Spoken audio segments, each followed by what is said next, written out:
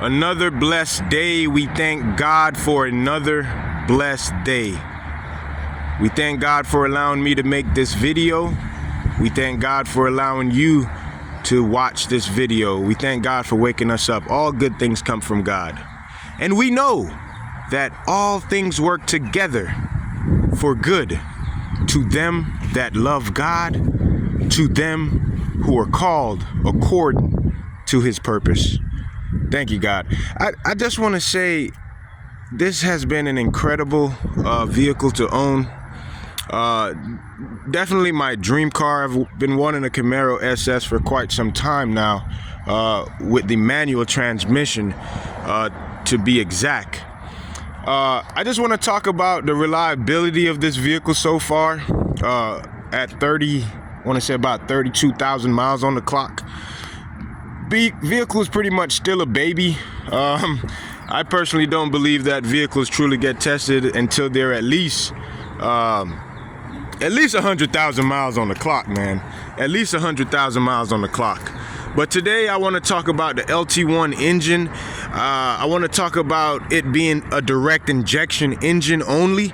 No longer featuring port fuel injection where they have a fuel rail, but this is a direct injection motor where the fuel is sprayed directly into the combustion chamber. And sometimes that have been known to cause issues, especially in the earlier models when they, for example, the Volkswagens, they had plenty of issues where the intake valves were caking up because the fuel is not being sprayed on the backside of the valve to provide that solvent, because you know gasoline is a good solvent as far as cleaning off the backsides of those intake valves. So as I said, this is a 6-speed car, manual trans, which I'm an absolute fan of. TR6060 gearbox. I'm a huge manual transmission guy, but the 10-speed automatic that they put in these cars are also phenomenal. But back to this LT1 motor, which is an absolute monster. 455 horse, 455 pound-feet of torque. First introduced in the C7 Corvette, and here it is now in this model year continuing. So the motor has been phenomenal so far. But as far as the direct injection go, a lot of people fail to realize that GM has already, if you look right here, this box here is a factory built catch can that the manufacturer has built into the engine from the factory. And it's on this side of the engine.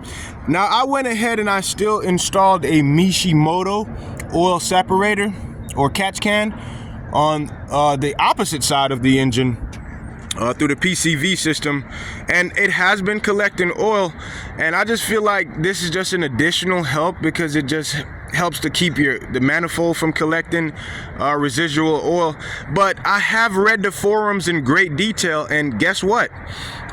I haven't came across many people who are complaining about the 6.2 Gen 5 LT1 engine caking up with the intake valve. I think Chevy really figured out that problem with how they set this engine up. Now, here's some tips that I've researched. I did a little bit of research on this topic. You want to get the engine up to temperature. You want to make sure that when you're driving this car, you're not just taking short commutes and not letting that engine get up to fully proper temperature. You want to get it up to temperature. It's also a good idea once in a while to get those RPMs up. You know, if you're just putting around through the city, that's cool and all, but every now and again you need to stretch her legs. You need to go ahead and do that Italian tune-up. You know, that's when you take the RPMs up at, you know, close to red line. You don't necessarily have to red line this vehicle because it produces so much torque.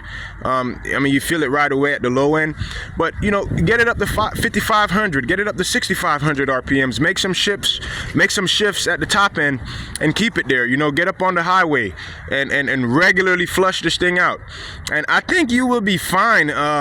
Also, I've also researched, they're saying use a quality fuel. This vehicle runs on 93 premium, so put a good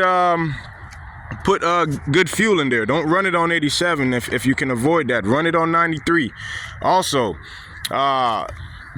choosing the correct motor oil. It's calling for 0W40.